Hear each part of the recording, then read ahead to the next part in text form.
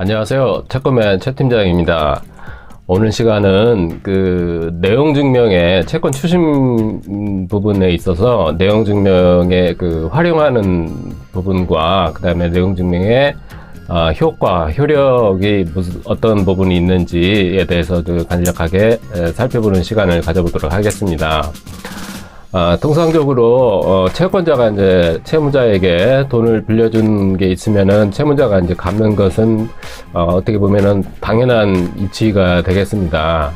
그래서 채무자가 자기 채무를 잘 변제를 하면은 별 문제가 되질 않는데, 이제 그렇지가 못하고 채무자가 이제 변제를 하지 못하는 그런 이제 지경에 이르게 된다 그러면은 채권자 입장에서는 이제 상당히 문제가 발생이 되겠죠. 채무자가 변제하지 못하는 이유도 이제 여러 가지 이유가 있겠습니다. 경제 상황이 갑자기 어려워져서 이런 변제를 못하는 이유도 있겠지만은, 또는 이제 채무자의 성향이 아주 안 좋은 성향이라서 돈을 이제 떼먹으려고 하는 그런 악성 채무자인 경우도 있습니다, 사실. 이제 그렇지만은 이제 채권자 입장에서는 어떠한 이유가 됐든 간에 빌려준 돈이나 어떤 상거래상 발생된 채권이든 어찌 됐든 간에 받아야 되는 입장에 있습니다. 그렇다 보면은 이제 채권자 입장에서 보면은 그 돈을 받기 위해서 채무자에게 어떤 이제 자기 채권을 변제받기 위해서 독촉 행위를 한다거나 여러 가지 이제 행위를 이제 할 수가 있게 되는데, 채무자 입장에서 보면은 당연히 채권자가 이제 자기에게 어떤 채권 변제를 하기 위해서 어떤 행위가 이제 들어올 것이다라고 이제 예상을 이제 할 수 있게 됩니다. 그러다 보면은 채무자는 이제 거기에 대해서 대비를 할 수 있게 되는 거죠. 채권자가 자기에게 어떤 채권 변제를 위한 독촉 행위를 한다든가, 자기의 재산이 있으면 그 재산에 대해서 가압류를 건다든가, 아니면 어떤 민사소송이나 이런 소송 행위를 할 수 있다라는 것을 미리 이제 예측을 할 수 있게 되는 상황이 됩니다.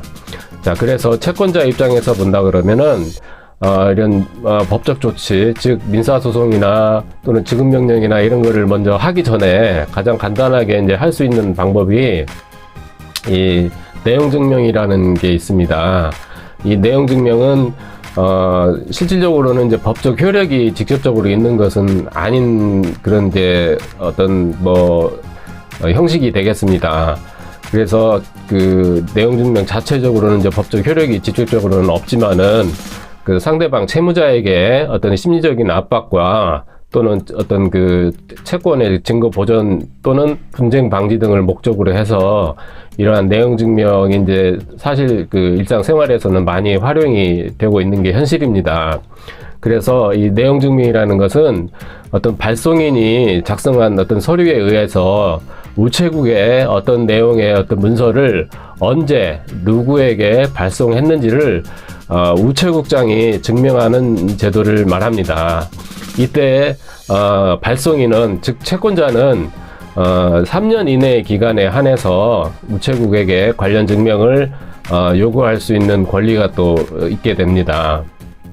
하지만 이런 내용 증명에 대한 중요한 사실 중에 한 가지는 법적 효력이 없다는 게 이제 한 가지 한계가 있습니다. 단지 우체국에서 이렇게 이제 발송했다는 사실과 그 내용에 대한 증명을 이제 해준다는 거, 이것뿐인 게 이제 하나의 사실입니다. 그럼에도 어떤 내용 증명을 이렇게 하는 이유는 어떤 소송 당사자 간의 분쟁으로 이게 번졌을 경우에, 즉 채권자와 채무자 사이에 어떤 소송이 이제 일어났을 경우에 이 내용 증명을 증거로 활용할 수 있다는 이런 장점 때문에 내용 증명을 이제 보내는 경우가 많습니다. 그래서 이 내용 증명은 소송 전에 상대방의, 즉 채무자의 이행을 이제 촉구하거나 또는 발신자가 의사표시를 충분히 했다는 점을 이제 밝히기 위해서 보내는 경우가 상당히 많고, 또 내용 증명을 보낸다는 것은 즉 법적 조치, 즉 민사소송이나 지급명령이나 이런 거를 하기 전에 통상적으로 채무자에게 최후 통첩으로 이제 보내지는 것이 일반적인 사항입니다. 그래서 이 내용 증명은 채권 추심 이런 사건 내에서도 향후 그 민사 소송으로 이 사건이 이제 비화되었을 경우에 어떤 객관적인 증거물로 이제 활용할 수도 있고, 채무자에게 내용 증명이 갔을 경우에 어떤 심리적인 압박을 이제 가할 수 있는 이러한 서류이기 때문에, 그런 압박으로 인해서 그 채권 자체를 이제 예를 들어서 변제를 독촉을 한다든가 협상에 있어서 좋은 수단으로 활용할 수 있는 그런 방법이 될 수가 있습니다. 또한 중요한 이제 효과가 하나가 있는데, 이 내용 증명을 보냄으로 인해서 채권의 이제 소멸시효를 일시적으로나마 중단할 수 있는 효과가 있습니다.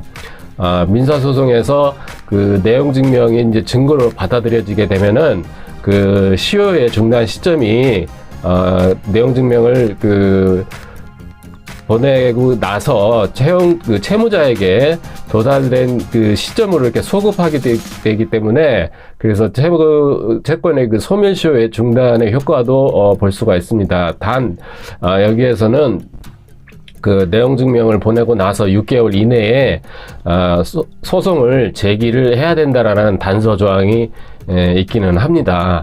자, 이와 같이 우리가 일상생활에서 내용 증명을 뭐 굳이 꼭 그 채권 채무 관계뿐만이 아니라 뭐 여러 가지 이제 다양한 부분에서 내용 증명을 이제 활용을 하고 있습니다. 그래서 그 내용 증명이라는 제도 자체를 뭐 크게 법적인 효력이라든가 뭐 이런 것은 없지만은, 내용 증명을 이제 활용함으로 인해서 나중에 민사소송으로 이제 그 사건 자체가 비화되었을 경우에 어떤 그 증거 자료로서 이렇게 많이 활용이 되고 있다라는 점을 말씀을 드리면서 오늘 영상을 마치겠습니다.